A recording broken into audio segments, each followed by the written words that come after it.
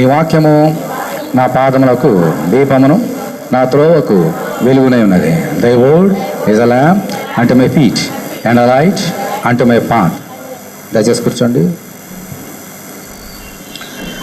దేవుని అతి పరిశుద్ధమైన నామానికి మహిమ, ఘనత, ప్రభావం కలుగాక. దేవుని వాక్యాన్ని చదువుకొని ధ్యానం చేద్దాం. ఆది కాండము 24వ అధ్యాయము 18వ వచనం.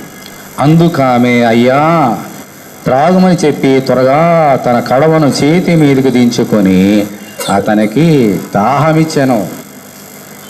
అందుకామె ఎవరమ్మాయిమే? రెబ్కా, ఇస్సాకు భార్య అయినటువంటి రెబ్కా, అబ్రహాముకి కోడలు చేసిన కార్యం గురించి ఈరోజు మనం నేర్చుకోబోతున్నాం. అబ్రహాముకి పిల్లలు లేరు. మనం పోయిన వారం చూసినాం. దేవుని దగ్గరికి పరిగెత్తుకుంటూ వెళ్ళాడు. త్వరగా భార్యని తరబెట్టాడు వంట చేయమని. ఆయన పరిగెత్తుకుంటూ వెళ్ళాడు పశువుల మంద దగ్గరికి వెళ్ళి తీసుకుని వచ్చి పనివాడికి త్వరగా చేయి, వంట చేయని సిద్ధపరిచని చెప్పని పనివాడు త్వరగా సిద్ధపరిచాడు. అది తీసుకుని వచ్చి దేవునికి భోజనం పెడితే ప్రభు అన్నాడు, by next year you shall have a son. వచ్చే సంవత్సరానికి ఒక కుమారుడు పుడతాడు. అలా పుట్టాడు. ఎవరమైనా? ఇస్సాకు పుట్టాడు, పెరిగాడు. ఇప్పుడు వివాహం చేసే వయసు వచ్చింది. వివాహం చేసే వయసు వచ్చినప్పుడు అబ్రహాం అంటున్నాడు తన సేవకుని పిలిపించి, ఇక్కడ ఉన్నటువంటి, అప్పుడు అన్య దేశంలో ఉన్నాడు, ఇక్కడ ఉన్నటువంటి ఈ దేశం కనాన్ దేశంలో ఉన్నటువంటి పిల్లల్ని ఎవరిని చేయొద్దు, వీళ్ళందరూ విగ్రహారాధికులు. నా యొక్క తండ్రి ఇంటికి వెళ్ళు, అక్కడ నా బంధువులు ఉన్నారు, అక్కడికి వెళ్ళు. తండ్రి ఇంటికి కాదు, నా బంధువులు ఉన్నారు, అక్కడికి వెళ్ళు. వారి దగ్గరికి వెళ్ళి నా కోడలు తీసుకురా అని చెప్పినప్పుడు అబ్రహాం యొక్క సేవకుడు తన యజమానుడైన కుమారుడికి ఇస్సాకు భార్యను తీసుకురావడానికి నాహోర్ అనే పట్టణానికి వెళ్ళాడు. వెళ్ళినప్పుడు అక్కడ పట్టణంలో చాలామంది ఉన్నారు. ఒక ఊర్లో ఎంతమంది అమ్మాయిలు ఉంటారమ్మా? ఒకళ్ళు ఉంటారా? చాలామంది ఉంటారు. ఎవరిని తీసుకురావాలి? అందుకని సేవకుడు వెళ్ళాడు. 10 ఒంటెలు తీసుకొని, మరి కాబోయే కోడ వస్తే ఆమెకు ఇవ్వాల్సినటువంటి బంగారాన్ని, దుస్తుల్ని, ఇవన్నీ పట్టుకొని వెళ్ళాడు. పట్టణం వచ్చింది. ప్రయాణం చేసి వెళ్ళాడు. అలసిపోయాడు. దాహం వేస్తుంది. దాహం వేస్తున్న సమయంలో ఆయన దేవునికి ఒక ప్రార్థన చేశాడు. హల్లెలూయా, హల్లెలూయా. ఈరోజు మనం నేర్చుకోబెట్టే సంగతి, నీ జీవితంలో కార్యం జరగాల, ప్రార్థన చేయి. హల్లెలూయా. నీ సొంత శక్తి చేత నువ్వేం పొందుకోలేవు, నీ జ్ఞానం చేత నువ్వేం పొందుకోలేవు. ప్రే టు గాడ్. ఈయన పట్టణానికి వెళ్ళి ఏం ప్రార్థన చేస్తున్నాడు చూడండి.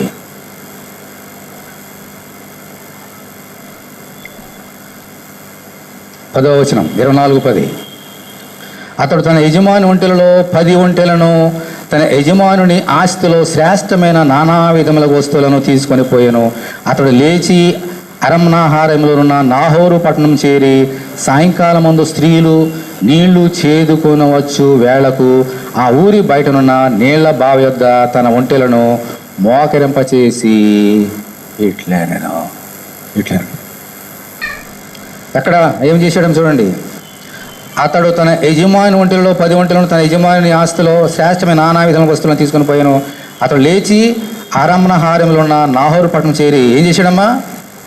సాయంకాలం ముందు నీళ్లు చేదుకొనవచ్చు వేళకు ఏం చేశాడు? ఆ ఊరి బయటన నీళ్ల బావి వద్ద తన ఒంటెలను మోకరింపజేసి ఇట్లా. నీళ్ళ గురించి నేర్చుకున్నాం ఈరోజు. వినండి, అక్కడ బావి ఉందంట. ఆ బావి దగ్గర ఎన్ని ఒంటెలు ఉన్నాయమ్మా? 10 ఒంటెలు మోకరం చేశాడు. విన్నారా? మళ్ళీ చెప్తాను, వినండి. మళ్ళీ వినాలి, వాక్యం వినాలి అందరూ కూడా. 4వ పట్టణం చేసి ఏం చేశాడమ్మా? తన ఒంటెలను మోకరింపజేసి ఇట్లనంటే ఏం చేస్తున్నాడు? ప్రార్థన చేస్తున్నాడు. ఎవరికి? ఎవరు మోకాళ్ళు ఉంచారు? ఒంటెలు మోకాళ్ళు ఉంచి, నా సోదరి, ఆ సేవకుడు దేవుని ప్రార్థన చేసే ఒంటెలు కూడా మోకరించి ప్రార్థన చేస్తున్నాయి అతనితో పాటు. ఆలోచన చేసావా? మోకరిల్లో ప్రార్థన చేయి, నీ జీవితంలో కార్యం జరుగుతుంది. ఒంటెలు మోకరిల్లే దేవుని యొక్క మందిరంలో, దేవుని యొక్క సన్నిధిలో. మనుషుడు కాదు, జంతువులు మోకరిల్తున్నాయి నా సోదరే. అందుకని ఒక గొప్ప కార్యం జరిగింది అక్కడ. హల్లెలూయా, హల్లెలూయా. మోకరిపలు చేసి ఇట్లా నేను ప్రార్థన చేసిన ఒంటెలు మీరు నిలబడితే సాధు కూర్చో మొక్కలు ఉంచండి అని ఒంటెలు కూడా మోకడం ఉంచాడు, పంపింపజేశాడు. ఇటువంటి ప్రార్థన దేవుడు తృణీకరిస్తాడా నా సోదరుడు నా సోదరి? ఇటువంటి హృదయంలో నుంచి వచ్చే ఆరాధన దేవుడు తృణీకరిస్తాడా? ఏం ప్రార్థన చేస్తాడు అండి? ప్రభువా, చాలా జాగ్రత్తగా వినాలే. ఇదిగో నీళ్లు బావి ఉంది, ఇక్కడ ఉంది, నాహోరు పట్టణం అక్కడ ఉంది.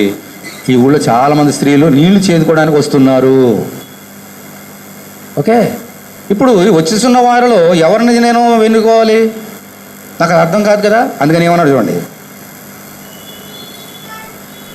నా యజమానుడు 12వ వచనం, నా యజమానుడుకు అబ్రహాము దేవుడు అనే యెహోవా నేను వచ్చిన ఈ కార్యమును త్వరలో సఫలము చేసి నా యజమానుడుకు అబ్రహాము మీద అనుగ్రహము చూపము, చిత్తగించము. నేను ఈ నీళ్ల బౌట వద్ద నిలిచి ఉన్నాను, ఈ ఊరి పిల్లలు నీళ్లు చేదుకుండా వచ్చున్నారు, కాబట్టి నేను త్రాగున్నట్లు నీవు దయచేసి నీ కడవను ఉంచమని నేను చెప్పగా, నీవు త్రాగుము, నీ ఒంటెలకును నీళ్లు పెట్టదని ఏ చిన్నది చెప్పును, ఆమె నీ సేవకుడైన ఇస్సాకు కొరకు నీవు నియమించినదై ఉండును గాక, అందువలన నీవు నా యజమానుని మీద అనుగ్రహం చూపుతావని తెలుసుకుందు.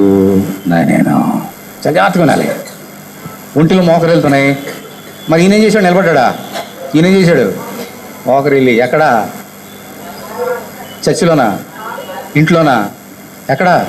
ఎప్పుడైనా రోడ్డు మీద మోకలు ఉంచావా నీవు? హల్లెలూయా, హల్లెలూయా. గొప్ప ఆశీర్వాదం ఉంది నా సోదరుడు నా సోదరి. ఇక్కడే మనం చాలామంది మోకాలు ఉంచలేం. మోకాలు అంగం మనకి మందిరంలోనే. ఆయన మందిరంలో కాదు, ఇంట్లో కాదు, బావి ఎదుట రోడ్డు మీద మోకాలు ఉంచాడు. హల్లెలూయా. నేను కూడా వాకింగ్కి వెళ్ళినప్పుడు దేవుడు చెప్పగానే ఇప్పుడు చెప్తే అప్పుడు ఎన్నిసార్లు మోకాలు ఉంచుతున్నావు రోడ్డు మీద. అటు కృప, దేవుని కృప. నాకు తెలుసు ద బ్లెస్సింగ్. అందరూ ఏంటి మోకాలు ఉంచుతున్నావు అనుకుంటే ఐ డోంట్ కేర్. రోడ్డు మీద మోకాలు ఉంచుతున్నా, మోకాలు కొట్టుపోయినా పర్లేదు. బావి దగ్గర మోకాలు ఉంచి ప్రార్థన చేస్తున్నాడు. అందుకని జీవితంలో కార్యం చేశాడు. ఏమన్నాడు ఆయన? ప్రార్థన ఏం చేశాడు? నా జీవితంలో కార్యం చేయలేదు. ఏమన్నాడు తెలుసమ్మా? నా జీవితంలో త్వరగా కార్యం చేయి. దేవుడిని జీవితంలో త్వరగా కార్యం చేయాలంటే నువ్వు ఈ రెప్కా జీవితంలో నుంచి, ఈ సేవకుడి జీవితంలో నుంచి నేర్చుకోవాలి. ఈరోజు మోకాళ్ళు వంశ ప్రార్థన చేయి, నీ జీవితంలో అద్భుత కార్యం చేస్తాడు. రోడ్డు మీద చేశాడు, మోకాళ్ళు ఉంచాడు, ఒంటిని మోకరింప చేశాడు. అతను మోకరిల్లి ప్రార్థన చేశాడు, ప్రభువా నా యజమానుడి కుమారుడికి ఎవరు భార్య నాకు తెలియదు. చాలామంది స్త్రీలు వస్తున్నారు. అయితే నాకు దాహం వేస్తుంది, అటు వెళ్తాను బావి దగ్గరికి. అక్కడ వచ్చిన వారితో అడుగుతారు, అమ్మా నాకు కొంచెం దాహమి. అడగగానే ఏ స్త్రీ దాహం అడితే ఎవరైనా ఇస్తారు? కాదు, అలా కాదు. నాకు దాహం ఇచ్చి నాతో కూడా ఎన్ని ఒంటలు ఉన్నాయి? 10 ఒంటలు ఉన్నాయి. వాటి కూడా నీళ్ళు పెట్టి ఎవరు పెడతారో ఆమె నువ్వు ఏర్పాటు చేసినదని స్త్రీ అని నేను తెలుసుకుంటానని ప్రార్థన చేశాడు. ఓకే, అప్పుడు ఏం జరిగింది?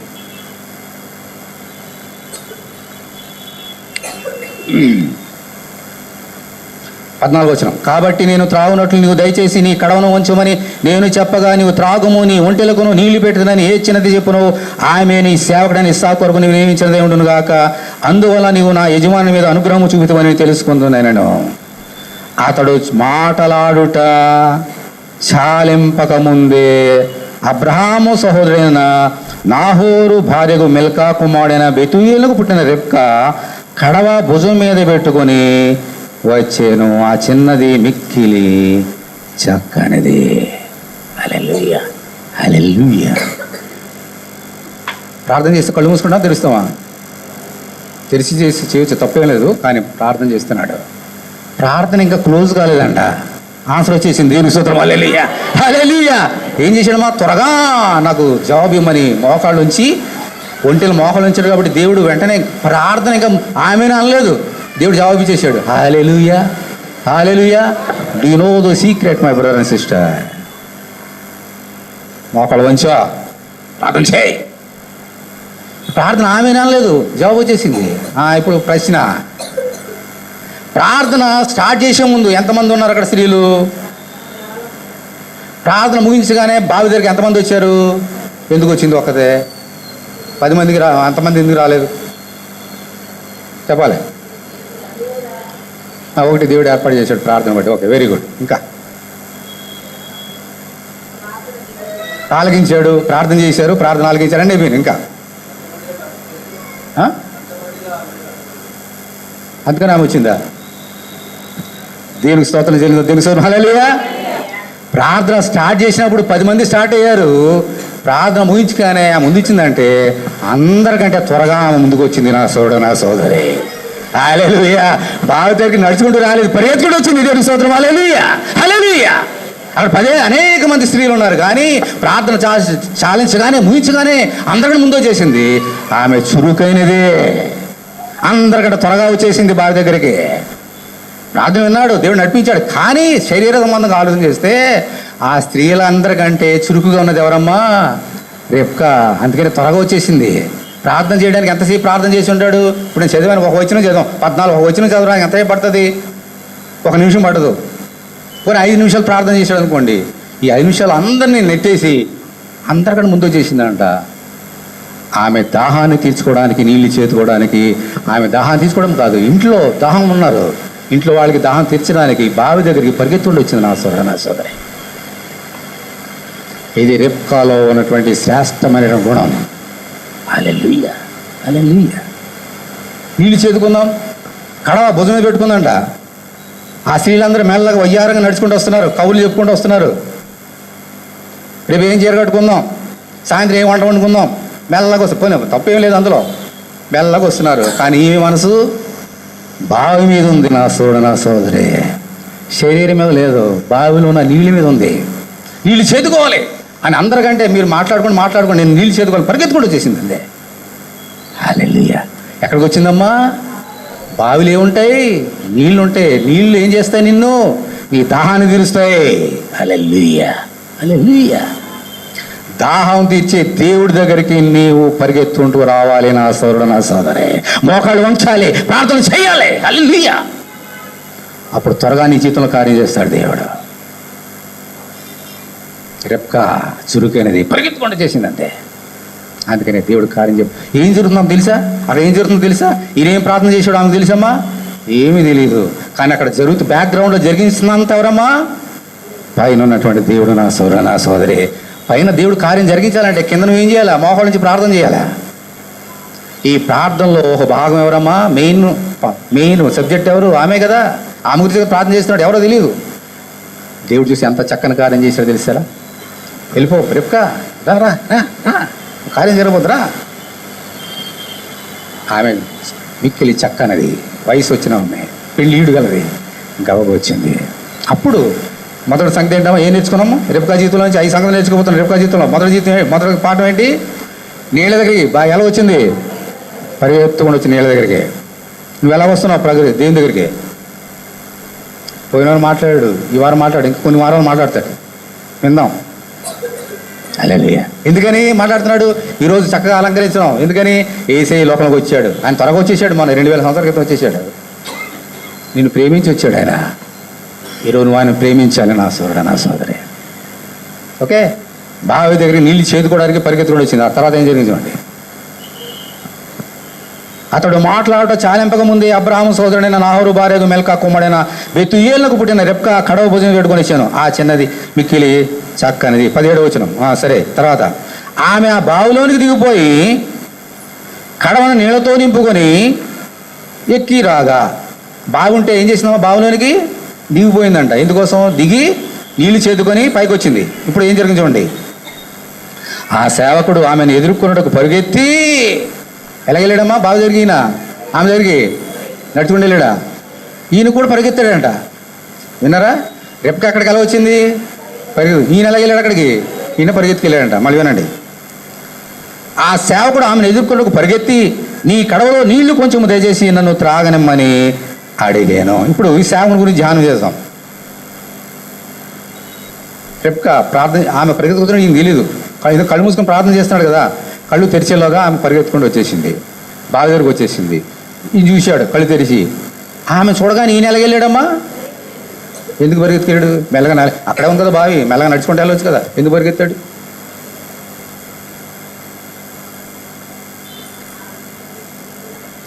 తొప్పి నీటి వాగుల కొరకు ఆశపడుతున్నట్లు దేవా నీ కొరకు నా ప్రాణము ఎంతో ఆశపడుతున్నది. దుప్పి దాహం వేసినప్పుడు మెల్లగా వెళ్తా, పరిగెత్తుకుంటూ వెళ్తుంది. ఆయనకి దాహం వేస్తుంది. దేవుని కార్యం గురించి ప్రార్థన చేస్తున్నాడు. అప్పుడు స్త్రీ వచ్చేసింది దేవుని జవాబు ప్రకారంగా. అందుకని ఆమె దగ్గరికి నడుచుకుంటూ వెళ్ళట్లేదు. ఎలాగెళ్ళాడమ్మా? పరిగెత్తుకుంటూ వెళ్ళాడు నా సోదరే. నడుచుకుంటూ వెళ్ళలేడా? వెళ్ళొచ్చు, కానీ పరిగెత్తుడు. ఎందుకని? దేవుని కార్యములు ఎప్పుడు పరిగెత్తుకుంటూ చేయాలి, త్వరగా చేయాలా. ఎందుకని? నువ్వు త్వరగా జవాబు ప్రార్థన చేసి మళ్ళీ మెల్లగా చేస్తే ఆయన త్వరగా ఎందుకు జవాబు ఇస్తాడు? నువ్వేమో ప్రార్థన చేస్తున్నావు, ప్రభు ఈ ప్రార్థన జవాబు త్వరగా ఇవ్వమని ప్రార్థన చేస్తున్నావు. నువ్వు మెల్లగా దేవుని కార్యాలు చేస్తే దేవుడు ఎందుకు త్వరగా చేస్తాడు నీ కార్యాలు? దేవుని జీవితంలో త్వరగా కార్యాలు చేయాలంటే నీవు కూడా దేవుని కార్యం విషయంలో, దేవుని మంది రావడం విషయంలో త్వరగా రావాలి, పరిగెత్తుకుంటూ రావాలి. అప్పుడు నీ జీవితంలో కార్యాలు చూస్తావు. ఆ బావి దగ్గరికి వెళ్ళగలిగాడమ్మా, పరిగెత్తుకుంటూ వెళ్ళాడు ఈ సేవకుడు. చూసారా? అక్కడ వాళ్ళందరూ విశ్వాసులే. మనం నేర్చుకోవాలి. రెప్పకార్యం నేర్చుకుంటున్నాం, సేవకుడు నేర్చుకుంటాం. ఈయన తండ్రి గారు అన్న ఒక ఉన్నాడు లాభాను. ఆ లాభాన్ని నేర్చుకోబోతున్నాం. ఇవన్నీ నేర్చుకో, ఇప్పుడే క్లుప్తంగా చెప్పేస్తా వినండి. ఈయన కూడా పరిగెత్తుకుంటూ వెళ్ళాడు. ఎందుకని? తన దాహాన్ని తీర్చుకోవడానికి. ఈ యొక్క మందిరంలో దేవుడు ఉన్నాడు, యేసు ఉన్నాడు. మన ఆత్మీయ దాహాన్ని తీర్చడానికి జీవవాక్యాన్ని ఇస్తున్నాడు. తన రక్తం అనే దాహాన్ని ఇస్తున్నాడు నీకు దప్పిని తీర్చడానికి.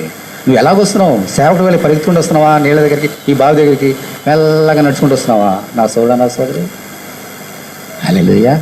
ఎప్పుడు వస్తున్నావు నీవు? నీ ఆఫీస్కి ఎన్ని గంటలకు వెళ్ళిపోతున్నావు? 10 గంటలకు ఆఫీస్ అంటే లాస్ట్ వీక్ చెప్పాను కదా.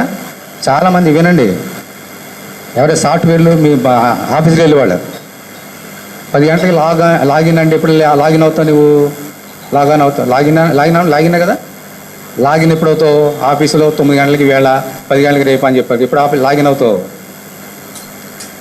మరి నీవు 10 గంటలకంటే 10 గంటలు లాగిన్ అయిపోతున్నావు, 9 అంటే 9 లాగిన్ అవుతున్నావు కదా. దేవుని మందిరంలో ఎప్పుడు లెగ్ఇన్ అవుతున్నావు. అక్కడేమో లాగిన్, ఇక్కడ లెగ్ఇన్. Leg in. నీ లెగ్ దేవుని మందిరంలో ఎప్పుడు ఇన్ అవుతుంది? ఆలోచించి. నీ కాలు దేవుని మందిరం ఎప్పుడు మోపుతున్నావు? దేవుని మందిరంలో. ఆలోచించే నా సోదరా, నా సోదరి. ఆ రెప్పక వలె నువ్వు ఉండాలి, ఈ సేవకుడి వలె నువ్వు ఉండాలి. దేవుని మందిరంలో లెగ్గిన్ వేయడానికి ఎప్పుడు పరిగెత్తుకుంటూ రావాలి. హల్లెలూయా. తర్వాత ఏం జరిగింది చూడండి.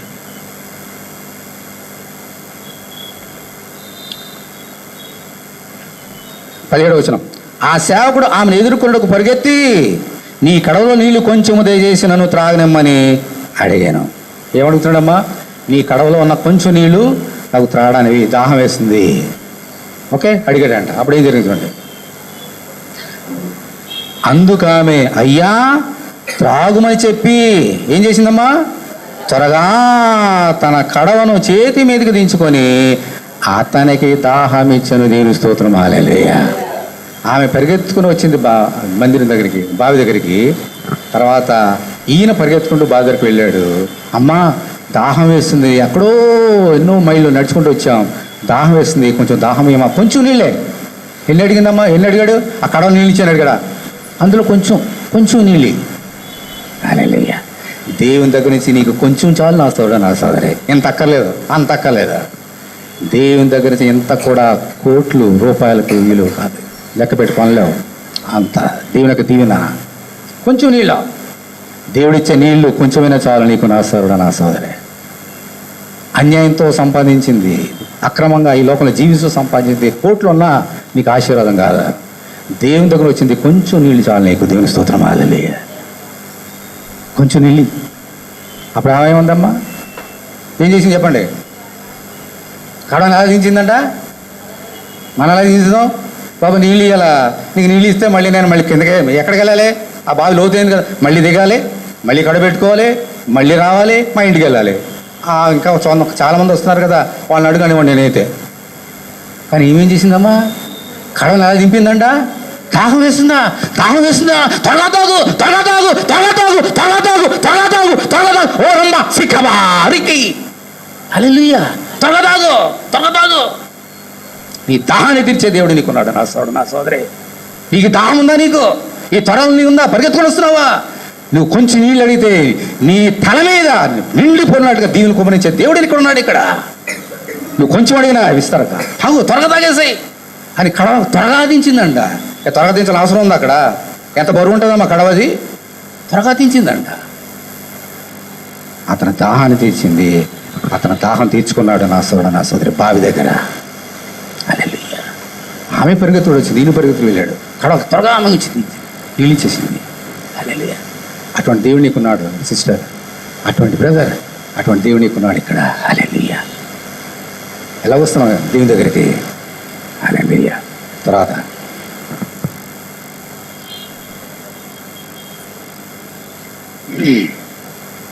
మళ్ళీ చూడండి, అయ్యా త్రాగుమని చెప్పి త్వరగా తన కడవను చేతి మీద దించుకొని అతనికి దాహం ఇచ్చాను. మళ్ళీ చూడండి 19వ వచనం, మరియు ఆమె అతనికి దాహం ఇచ్చిన తరువాత నీ ఒంటెలు త్రాగుమట్టుకు వాటికి నీ నీళ్లు చేయబోదునని చెప్పి త్వరగా గాడిలో తన కడవను కుమ్మరించి తిరిగి చేతులకు ఆ బావి వద్దకు ఎలగలింది. మళ్ళీ పరిగెత్తుకొని పోయి అతని ఒంటి అన్నిటికీ నీళ్లు చేతి పోసాను. అందరూ గట్టిగా దేవుని స్తోత్రం చెల్లించడం. దేవుని స్తోత్రం హల్లెలూయా. చాలా జాగ్రత్తగానండి. అక్కడ ఏం జరిగిందో, నీళ్లు తాగేసాడు. అమ్మా నా ఒంట్లో నీళ్ళు అని అడిగాడమ్మా ఆయన? అడిగాడా? ఏమంటుంది చూసారా? ప్రేమ, దేవుని ప్రేమ నేర్చుకోండి. ఒక రెప్కాకి ఎంత ప్రేమ ఉంటే నీ దేవునికి ఎంత ప్రేమ ఉందో నువ్వు నేర్చుకోవాలి ఈరోజు. రేపు సేవకుడు అమ్మ ప్రార్థన చేశాడు అంతే, నా ఒంటికి నీళ్ళు పోయిన అడగలే. కానీ ఈమె ఎంత ప్రేమ ఉందో చూడండి. నువ్వు నీళ్ళు తాగావు, మరి నీ ఒంటిల సంగతి ఏమిటి? నువ్వు తాగు, నీ దాహం తీరింది కదా, నీ ఒంటిలు కూడా నీళ్ళు పోస్తానని చెప్పేసి మళ్ళీ ఎక్కడికి బావి దగ్గరికి ఏం చేసిందమ్మా? పరిగెత్తుకెళ్ళిందంట. మళ్ళీ చూసారా? ఆ లోతైన బావి దగ్గరికి వెళ్ళి మళ్ళీ కడవని త్వరగా దించి గాడిలో నీళ్ళు పోసింది. గాడి అంటే తొట్టిలో మన గాడి అంటే తొట్టి, నీళ్ళు తొట్టి. అందులోంచి ఈ ఒంటెలు వచ్చి తాగుతాయి. ఆ తొట్టిలో గాడిలో వేస్తే ఆ ఒంటెలు వచ్చి నీళ్ళు తాగుతాయి. అందులో నీళ్ళు పోసి ఫస్ట్ కడవ మళ్ళీ వెళ్ళి ఏమంది? నీ ఒంటెకు అని అనలే, ఏమందమ్మా? ఎన్ని ఒంటెలు ఉన్నాయి అక్కడ? చాలాసార్లు చెప్పాను కదా, ఒంటెలు ఎన్ని నీళ్ళు తాగుతాం తెలుసా? నాకు ఒక గ్లాసు నీళ్ళు తాగినా కడుపు నిండిపోతుంది. మళ్ళీ గంట తర్వాత తాగటానికి దాహం వేస్తుంది. ఓకే, ఒంటెలు ఎన్ని నీళ్ళు తాగుతాయి తెలుసా మీకు? దానికి ట్రంప్ అని ఉంటుంది. ట్రంప్ అంతా నీళ్ళే. ఒకసారి నీళ్ళు తాగిందంటే 100 రోజులు, నెల రోజులు కూడా నీళ్ళు అక్కలేదు దానికి, అన్ని నీళ్ళు అవుతుంది అది.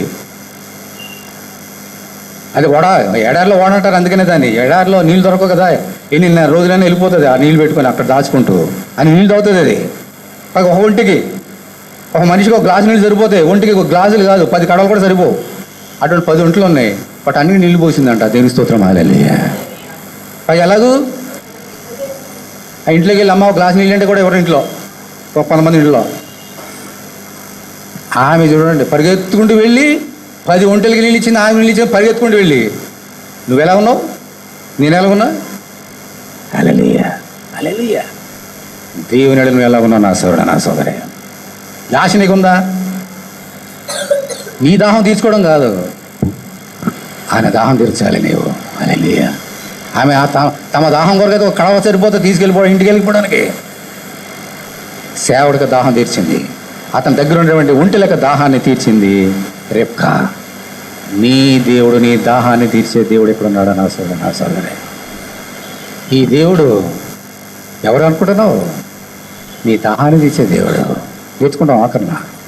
హల్లెలూయా హల్లెలూయా. సరే, పరిగెత్తుకుంటూ వెళ్ళింది బావి దగ్గరికి. తర్వాత చూడండి, ఒంటెలన్నిటికీ నీళ్ళు చేతిపోసాను. 21వ వచనం, ఆ మనుషుడు ఆమెను తేరి చూచి సరే తన ప్రయాణము యెహోవా సఫలం చేసినో లేదో తెలుసుకుని వాళ్ళని కోరుకున్నాం. ఇది అయిపోయింది. అక్కడ ఆ సంగతులు మనకు తెలుసు. మనకు అవసరమైన రెబ్కా జీవితం నుంచి మనం నేర్చుకోబోతున్నాం. తర్వాత చూడండి 28వ వచనం ఒకసారి చూడండి. 28. సరే, ఒకసారి అర్థం కావడానికి ఇంట్రడ్యూస్ చేసుకుంటాడు తను ఎవరు ఏంటో. 25వ వచనం చూడండి. మరి ఆమె మా యొద్ద చాలా గడ్డియు మేతయు రాత్రి బస చేయడానికి స్థలం ఉందనగా ఆ మనుషుడు తన తల వంచి యెహోవాకు మ్రొక్కి, అబ్రహామును నా యజమానుని దేవుడైన యెహోవా స్తుతింపబడును గాక, ఆయన యజమానుడికి తన కృపను తన సత్యమును చూపడం మానలేదు. నేను త్రోవలో ఉండగానే యెహోవా నా యజమాని బంధువుల ఇంటికి నన్ను నడిపించినను. తర్వాత 28వ వచనం చూడండి. అంతటా చిన్నది పరిగెత్తుకొని పోయి మాటలు తన తల్లి ఇంటి వారికి తెలిపాను. హల్లెలూయా. 5వ సంగతి, రెబ్కా జీవితం 5వ సంగతి అని చెప్పుకున్నాడు. నేను ఎవరో అనుకున్నారమ్మా? మాది పల్లా నా యజమానుడు అబ్రహాము, ఆయన కుమారుడు కోసం నేను వస్తున్నా. ఈ నాహోర్ ఎవరు? అబ్రహాం బంధువే. ఈ రెబ్కా ఎవరు? బంధువే. అవునా? అబ్రహామా? మా తల్లిదండ్రులు చెప్పేవారు మా అబ్రహాం. అవునా? ఆ సేవకుడువా? మా దగ్గర వచ్చేవా? మా బంధువా కదా, సేవకుడువా అని ఈ కబురు చెప్పడానికి ఎలా వెళ్ళిందమ్మా? ఏం చెప్పడానికి? కబురు చెప్పడానికి మెల్లగా నెట్టుకుని వెళ్ళలేదు. తెలుగులో సామెత తెలుసా? చావు కబురు చల్లగా. చావు కబురు చెప్పడం మెల్లగా చెప్తారంట, బాధపడతారేమని. అలా వెళ్ళే చల్లగా మెల్లగా పరిగెత్తుండి వెళ్ళింది. ఎందుకని వెళ్ళింది? కబురు చెప్పడానికి పరిగెత్తుకు వెళ్ళింది. యేసుక్రీస్తు బెత్లెహేంలో పుట్టాడు. గబ్రియేలు దేవత వచ్చాడు. ఇదిగో సర్వలోకమునకు సువార్త అన్నాడు. గొర్రెలు కాపున్నారు అక్కడ. ఎలా వెళ్ళారు అక్కడికి? త్వరగా పరిగెత్తుకుని వెళ్ళిపోయారంతే. వెళ్ళిపోయి ఆ శిశువును చూసి స్తోత్రించిన తర్వాత ఎలా వెళ్ళారమ్మా? యేసు అనే లోకరాడు పుట్టాడని ఆ రాత్రి అందరికి ప్రకటించుకుంటూ కబురు చెప్పుకుంటూ పరిగెత్తుకుంటారు ఇంటికి. సువార్తను ప్రకటించారు ఆ గోళ్ళలో. నువ్వు యేసు సువార్తను వినడానికి పరిగెత్తుకుని రావాలి, సువార్త చెప్పడానికి పరిగెత్తుకుంటూ వెళ్ళాలి బయటికి. నా సోదరే, సువార్త చెప్పడం అనేది నాలాంటి వ్యక్తులదే కాదు, మనందరి బాధ్యత. అందరి గురించి ప్రార్థన చేయాలి. ఈ లోకం నశించిపోతున్నది, అందుకే ప్రభు పుట్టాడు 2000 సంవత్సరాల క్రితం. అందుకని ఈ సంతోషం. నువ్వు ఎలాగొస్తున్నావు దేవుని దగ్గరికి? సువార్త వినడానికి పరిగెత్తుకుంటూ రావాలి, సువార్త చెప్పడానికి పరిగెత్తుకుంటూ వెళ్ళాలి. హల్లెలూయా, హల్లెలూయా. చిన్న కబురు చెప్పడానికి పరిగెత్తుకుంటూ వెళ్ళిందండి ఇంటికి, చుట్టాలు వచ్చారని చెప్పడానికి. హల్లెలూయా. నువ్వు ఎలాగున్నావు? 5 సంగతులు నేర్చుకున్నాం రేపు ఆ జీవితంలో నుంచి. బాగా పరిగెత్తుకుంటూ వచ్చింది, కడం దవాది ఉంది. మళ్ళీ త్వరగా గాడిలో పోసేసిన నీళ్ళు పరిగెత్తుకుని వెళ్ళి బాధకి వెళ్ళిపోయింది, ఇంటికి పరిగెత్తుకుని వెళ్ళిపోయింది కౌలు చెప్పడానికి. మరి ఈ నెల ఉన్నాడు, ఈయన కూడా పరిగెత్తుకుని వెళ్ళాడు గ్రహం తీసుకోవడానికి. తర్వాత ఏం జరిగింది? ఇంటికి వెళ్ళిపోయింది, చెప్పింది ఇలా మన తెలిసిన ఆయన వచ్చాడని చెప్పేసి. 28వ వచనం, అంతటా చిన్నది పరిగెత్తుకుని పోయి మాటలు తన ఇంటి వారికి తెలిపాను. రెబ్కా లాబాను ఒక సహోదరుడు ఉండేను.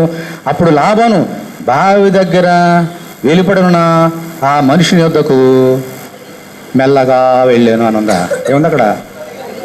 ఎవరైనా ఈ రెబ్కా అన్న నిజంగా రన్నింగ్ రేస్ పెడితే వీళ్ళందరూ ఫస్ట్ వస్తారు. ఫస్ట్ రెబ్కా ఫస్ట్ వస్తుంది, తర్వాత ఈయన వస్తాడు సేవకుడు, తర్వాత లాభాలు వస్తాడు. చూసారా? కబుర్లు చెప్పడానికి పరిగెత్తుకుని వెళ్ళిందంట. కబురు విన్న తర్వాత అక్కడ ఉన్న వ్యక్తిని చూడడానికి ఈయన ఎలా వచ్చాడు లాభాను, ఈయన పరిగెత్తుకుని వెళ్ళిపోయాడు. ఇది ఆశ. ఇదిగో లోకరక్షకుడు ఉన్నాడు, ఎలాగొస్తున్నావు చెప్పినప్పుడు గొల్లలు చెప్పారు, మిగిలిన విన్నవారు ఏం చేశారు? రేపు ఈ రాత్రి కదా, పొద్దున్న చూద్దాంలే, 10 గంటలు కదా చర్చి వెళ్దాంలే, ఇలా ఉంటాయి మనకి జీవితాలు. ఆ వ్యక్తి లాభాన్ని విన్న వెంటనే చెల్లి చెప్పినటువంటి స్వార్థను పట్టుకొని ఆ వ్యక్తిని చూడడానికి పరిగెత్తుకొని వెళ్ళాడు లాభాను.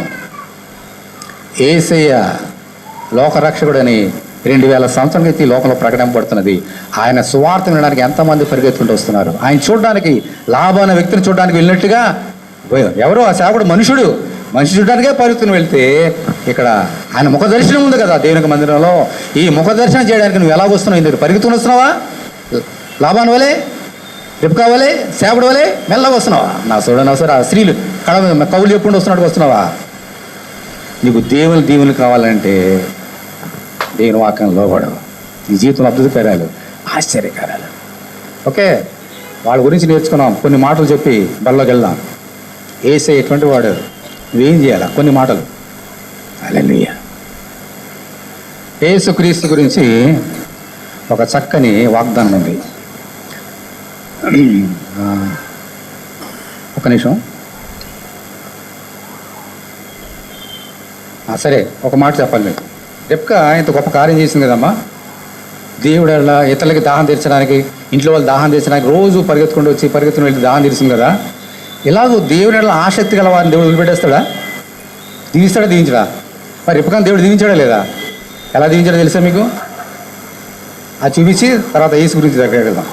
59వ వచనం చూడండి, 24, 59, సరే 57వ వచనం. వారు ఆ చిన్నదాన్ని పిలిచి ఆమె ఏమనునో తెలుసుకుందామని చెప్పుకొని రెబ్కాను పిలిచి ఆ మనిషితో కూడా వెళ్ళిదవా అని ఆమెను అడిగినప్పుడు వెళ్ళేదన్నాను. కాబట్టి వారు తమ సహోదరిన రెబ్కాను, ఆమె దాదిని, అబ్రాహాము సేవకుని, అతనితో వచ్చిన మనుషులను సాగినప్పుడు వారు రెబ్కాతో, మా సహోదరి, నీవు వేలకు తల్లి వదుగాక, నీ సంతతి వారు తమ పగవారి దేవుని స్వాధీనపరచుకుందరుగాక అని ఆమెను దీవించెను. దేవుని స్తోత్రం. హల్లెలూయా. అమ్మ పెళ్ళి కొడుకున్నాడు అక్కడ రెబ్కా, అబ్రహాం ఒక కుమారుడు ఇస్సాకు. వెళ్ళిపోతావా అంటే అసలే పరిగెత్తి రన్నింగ్ రేస్లో ఫస్ట్ ఊరుకుంటుందా? అక్కడ కూడా పరిగెత్తుకుంటూ వెళ్ళిపోయింది భర్త దగ్గరికి. హల్లెలూయా. సరే వెళ్ళింది. దేవుడు ఎలాగ ఆశీర్వించడం ఆమెని? నువ్వు వేలకు తల్లి అవుదుగాక పగవారి గవిని నీవు స్వాధీనపరచును కానీ దీవించాడు దేవుడు. హల్లెలూయా. అందుకనే ఆమె గర్భంలోంచి యాకోబు పుట్టాడు. యాకోబులోంచి 12 గోత్రాలు వచ్చినాయి. ఆ 12 గోత్రాల నుంచి దావీదు పుట్టాడు. ఆ దావీదు నుంచి యేసయ్య పుట్టాడు. దేవుని స్తోత్రం. హల్లెలూయా, హల్లెలూయా. ఈరోజు ప్రపంచమంతా కూడా రెబ్కా సంతానమే. హల్లెలూయా.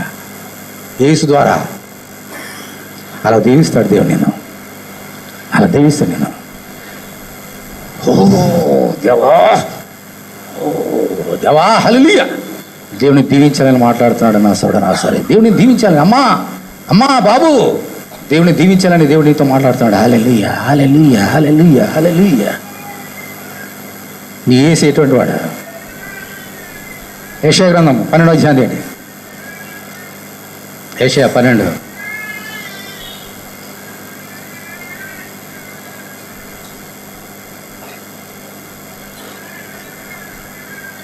రెండవ వచనం. బైబిల్ అందరూ తీయండి. యెషయా 12:2. ఇదిగో నా రక్షణకు కారణభూతుడగు దేవుడు, నేను భయపడక ఆయన నమ్ముకొనుచున్నాను.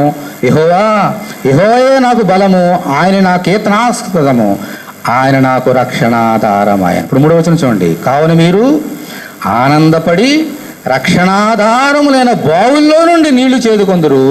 ఆ దినమున మీరు ఎలాగొందురు? యెహోవాను స్తుతించుడి, ఆయన నామమును ప్రకటించుడి, జనములో ఆయన క్రియలను ప్రచురం చేయుడి, ఆయన నామము ఘనమైనదని జ్ఞాపకమునకు తెచ్చుకొనుడి. యెహోవాను గురించి కీర్తన పాడుడి, ఆయన మహత్యమును వెల్లడిపరిచెను.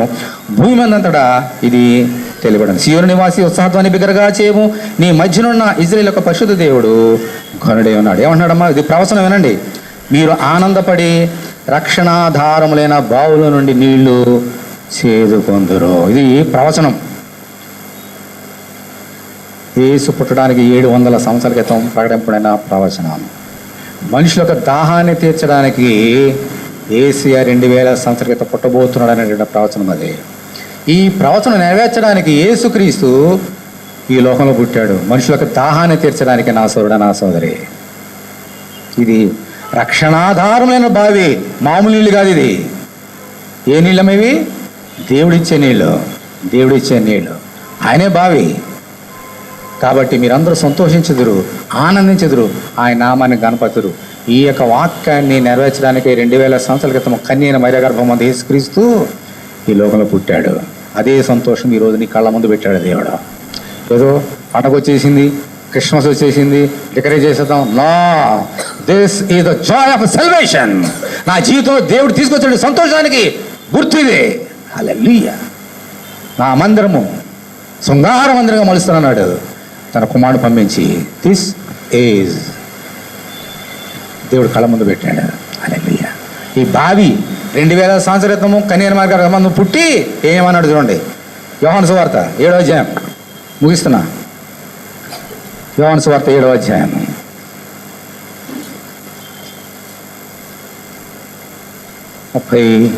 37.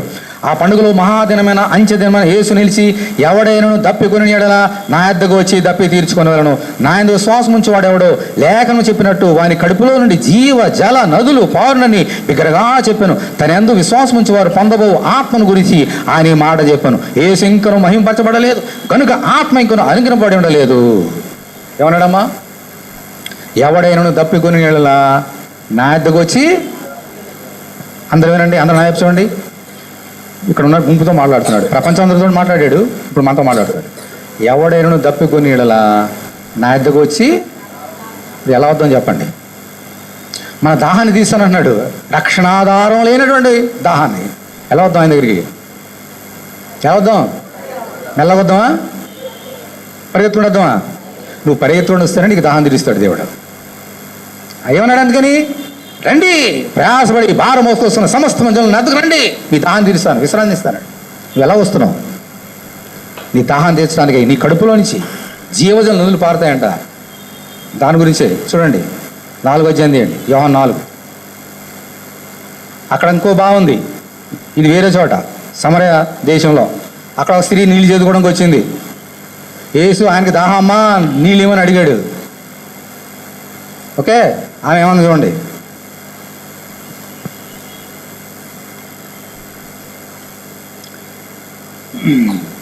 6వ వచనం. అక్కడ యాకోబు బావి ఉండేను గనక యేసు ప్రయాణం వలన అలిసిన రీతిని ఆ బావి వద్ద కూర్చుండెను. అప్పటికి ఇంచుమించు 12 గంటలాయను. సమర స్త్రీ ఒకతే నీళ్లు చేదుకున్నట్టుకు అక్కడికి రాగా యేసు నాకు దాహం నెక్కమని ఆమె అడుగును. ఆ సేవకుడు ఏమడిగాడు? రెబ్బకాని ఏమడిగాడమ్మా? సేమ్ యేసే అడుగుతున్నాడు ఆ స్త్రీని, సమర స్త్రీని. ఆయన శిష్యులు ఆహారం కొనుటకు అవులండి. ఆ సమర స్త్రీ, యూదుడైన నీవు సమర స్త్రీ అయినా నన్ను దాహం నెక్కని ఎందుకు ఎలా అడుగుతున్నావు అని ఆయనతో చెప్పాను. అమ్మే హల్లెలూయా. అమ్మా రెబ్కా పేరు తెలియదు దానికి. అమ్మా కొంచెం నీళ్ళు ఇస్తావా, కొంచెం నీళ్ళు ఇస్తావా? ఇచ్చేసింది. ఏసి అడుగుతున్నాడు, అమ్మా దాహం వేసింది, కొంచెం నీళ్ళు ఇస్తా. నువ్వెవరవయ్యా? నువ్వు యూదుడివి, నేనెవరిని? సమర స్త్రీని. నన్ను ఎందుకు నీళ్ళు అడుగుతావు? నేను ఇవ్వను బొమ్మంది.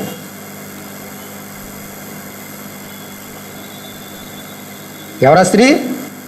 నువ్వే, నేనే. ఏసే రండి దాహం తీసుకోండి అంటే పొద్దు నుంచి ఇంకా ఇప్పుడు నా చచ్చి ఏసు ఇదే నాకేం లేవా? చూద్దాంలే, నెక్స్ట్ వీక్ వస్తాలే. అలా ఉందా నీ జీవితం నా సోదరి? ఈరోజు నీ సేవకుడు కదా నేను అడిగేది, నీ యజమాని అడుగుతున్నాడు, నీ ఏసాడు నేను అడుగుతున్నాడు. దాహం కావాలమ్మా.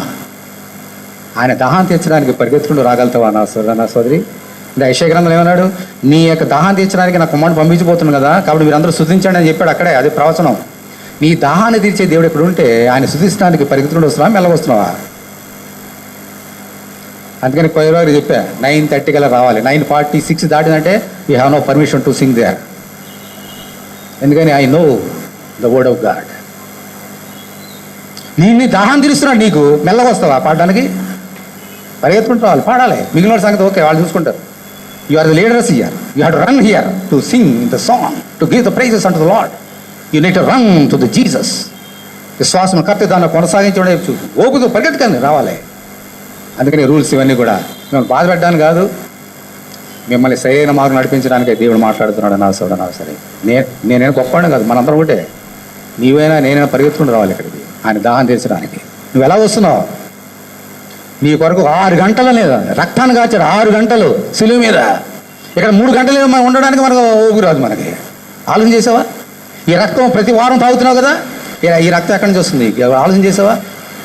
6 గంటలు సిలువ మీద కాచినటువంటి రక్తం ఇది. ఎంతసేపు నిలబడ్డాడు సిలువ మీద? అమ్మా సరిగా విను, నువ్వే సరిగా విను, ద్రపో నువ్వే విను. ఇప్పుడు నిలబెడతా మిమ్మల్ని, వినండి. బల్ల ఇచ్చేప్పుడు అందరూ నిలబడినంట. ఎంతమంది నిలబడతారు? సరే, ఓపిక లేని వాడు, అనారోగ్యం బాగున్న వాళ్ళు ఉంటారు, వాళ్ళ గురించి మాట్లాడతారు. యవనస్తులు మంచి బలం గలవారు. ఎందుకు నిలబెడతానని తెలుసా? బల్ల ఇచ్చినప్పుడు నీ కొరకు ఆయన సిలువ మీద 6 గంటలు నిలబడ్డాడు. నేను సిలువ మీద నిలబడని చెప్పట్లేదు దేవుడు, నేల మీద నిలబడుతున్నాడు. 6 గంటలు కాదు, ఒక 10 నిమిషాలు. 6 గంటల్లో నిలబడి సిలువ మీద రక్తం కారిపోతున్న కాళ్ళతో ఆయన నిలబడ్డాను. నీ గురించి నీ యొక్క దాహం తీర్చడానికి ఒక 10 నిమిషాలు నా దగ్గరికి వచ్చి పరిగెత్తుకుంటూ వచ్చు. స్తుతించలేవా? నిలబడలేవా? నీ జవాబు ఏంటి చెప్పు? ఏంటి నీ జవాబు? You have no answer. ఇప్పుడు ఆలోచన చేసావా? అసలు నీ గురించి యేసుక్రీస్తు ఎన్ని గంటల్లో సిలువ మీద నిలబడ్డాడు ఆలోచన చేసావా? 6 గంటలు నిలబడ్డాడు సిలువ మీద, రక్తం కాల్సు. హల్లెలూయా. ఆయన దగ్గరికి నువ్వు ఎలా వస్తున్నావు? సరే చూడండి ఏముంది ఆ స్త్రీ ఏమంటాడు? 4వ అధ్యాయం, యోహాను సువార్త 4వ అధ్యాయం. నేను ఇవ్వను బొమ్మంది. అప్పుడు ఆయన అన్నాడు, అందుకు యేసు నీవు దేవుని వరమును నాకు దాహం ఎక్కమని నేను అడుగుతున్న వాడెవడో అది ఎరిగి ఉంటే నువ్వు ఆయన అడుగుదువు, ఆయనకు జీవజలం ఇచ్చినని ఆయనతో చెప్పాను. ఇవన్నీ మనకు తెలుసు. అది ఒక మాట చెప్తున్నాను చూడండి, 13వ వచనం చూడండి. 13. అందుకు యేసు ఈ నీళ్లు త్రాగు ప్రతి వాడును మరలా దప్పికొనును, నేను ఇచ్చి నీళ్లు త్రాగువాడెప్పుడును దప్పికొనుడు. నేను వానికి ఇచ్చు నీళ్లు నిత్య జీవమునకే, వానిలో ఊరుడు నీటి బుగ్గా ఉందని ఆమెతో చెప్పాను. అమ్మా ఏ నీళ్ళు తాగుతావు? మళ్ళీ దాహం వేస్తుంది ఇదా? దాహం వేస్తుంది. కానీ నేను ఇచ్చి నీళ్ళు తాగితే నీకు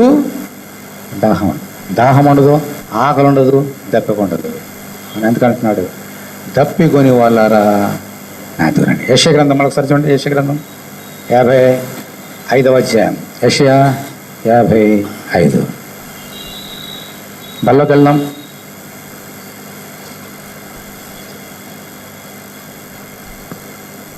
దప్పికొనిన వాళ్ళారా నీళ్ళ వద్దకు ఎక్కడ రమ్మన్నాడమ్మా యేసయ్య? ఈరోజంతా నీళ్ళ గురించి మాట్లాడుతున్నాం కదా, ఎక్కడ రమ్మన్నాడు? ఎవరు రమ్మన్నాడు? ఇదే మర్మం. వినండి, ముగిసేస్తున్నా. నా ప్రజలారా ప్రయాసపడి భారము సమస్య చేయాలని అనలేదు ఇక్కడ. దప్పికొని వాళ్ళారా నా దగ్గర అండి. ఆయన చెప్పిన మాటలు ఇది అర్థం ఉంది. మత్తయి 11:28లో ఈ అర్థం ఉంది. అందరికి దాహం ఉంటుందా? కొంతమందిగా ఉంటుంది దాహం. నీకు దాహం ఉంటే పరిగెత్తుండురా, దాహం ఉంటే నీ దాహం తీస్తాడు నా సోదరుడు, నా సోదరి. నాకు దాహం లేదంటే ఓకే, ప్రైజ్ లార్డ్, హల్లెలూయా, నీ ఇష్టం, నా ఇష్టం బాబు, నాకేం అక్కర్లేదంటే నా ఇష్టం. కానీ ఎవరికైతే దప్పుకుందో, నిన్ను ప్రేమించి మాట్లాడుతూ, నిన్ను దీవించాలని మాట్లాడుతూ ముందే చెప్పేశాడు దేవుడు. నిన్ను దీవించాలని, రెప్కాన్ దీవించినట్లుగా నిన్ను దీవించాలని మాట్లాడుతున్నాడు ఈరోజు దేవుడిని ముందు. ఆయన కాచిన రక్తం ఉంది, లేచినవ్వండి, ఆయన కాచిన రక్తం ఉంది. తప్పుకునే వాళ్ళరా రండి, దాహం తీసుకోండి, రండి, నా శరీరం తినండి, నా రక్తం త్రాగండి. మీ ఆకలి తప్పులు, ఆకలి వేసిందా నా శరీరం తినండి, దాహం వేసిందా నా రక్తం త్రాగండి. ఇవి నిజమైన నీళ్లు. అందుకని మిమ్మల్ని ఆపాం. ఆ నీళ్ళు కాదు మనకు కావాలి, ఈ నీళ్ళు కావాలి. ఈ నీళ్లు మనం తాగాలి నా సోదరుడు, నా సోదరి. అందరు కళ్ళు మూసుకోండి. బల్లో చేయబోతున్నాం. నీకు దప్పికుందా? అసలు దాహం వేస్తుందా? ఆకలి వేస్తుందా? ఏది? కడుపు గురించి కాదు దేవుడు మాట్లాడేది. నీ హృదయమైన ఆకలి, నీ హృదయంలో ఆత్మకుండే ఆకలి. ఎటువంటి దప్పికుంది నీకు నా సోదరుడు? అసలు దేవుడు అంటే ఆచారబద్ధంగా దీవించొద్దు. హృదయం పెట్టి దేవుని ఆరాధన చేద్దాం.